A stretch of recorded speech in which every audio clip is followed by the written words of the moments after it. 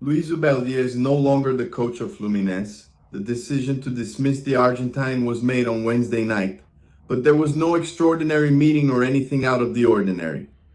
This is standard for the Fluminense Football Board. Yeah, no decision is made on the night of the game or right after the game. It's made in the morning or in the afternoon. Sometimes there might even be a meeting at that time, but normally the rule is to sleep on it and decide with a clear head for this board is that the meetings, the big decisions, are made after a night's sleep and good rest. That's the way the football board believes the best decisions can be made with a clear head. That's why.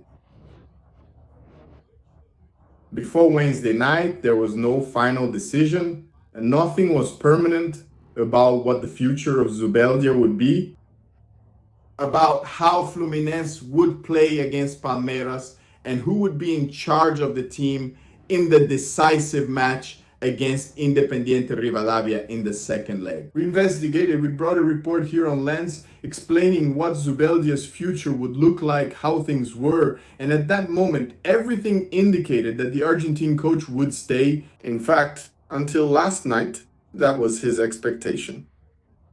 Until around 9 p.m., Coach Luis Zubeldia still believed he would be in charge of Fluminense against Palmeiras. So yes, the news just came out now, but it's not one of those classic last-minute stories. There wasn't a last-minute decision. There wasn't any decisive meeting before this one on Wednesday night. Now, the one taking over Fluminense is the assistant from the permanent staff, Marcão, who has a great relationship with the team and especially with Thiago Silva. He played together with Thiago Silva at Fluminense, and now he will be in charge of Fluminense's captain.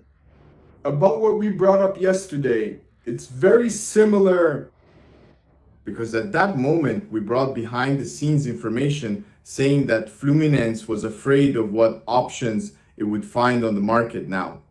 But it also understood that a dismissal could have the necessary effect, a shock to be able to get things back on track, this team into a winning streak, and thus regain confidence. Because that's the big problem that's been diagnosed, the lack of confidence. At the same time, Coach Luis Zubeldia's work is also well regarded. There's an understanding that Luis Zubeldia did a good job with Fluminense, and it's not that he hit a ceiling, but that he started to encounter problems, and this negative streak in this bad moment was making the situation very complicated. So in the meeting, it was understood that the best thing to do was to end this coaching stint to try to revive the situation. Remember that the main focus for Tricolor is to advance past Independiente Rivadavia next Tuesday and reach the Libertadores quarterfinals of the Libertadores. Fluminense is already out of the Copa do Brasil. They couldn't do it. Yeah. Put the players on the market, sell these players on the market, and we know in Brazilian football, not all clubs can do that. Afford to have a year below expectations. Fluminense is one of those clubs that lives right on the edge of the budget to make ends meet.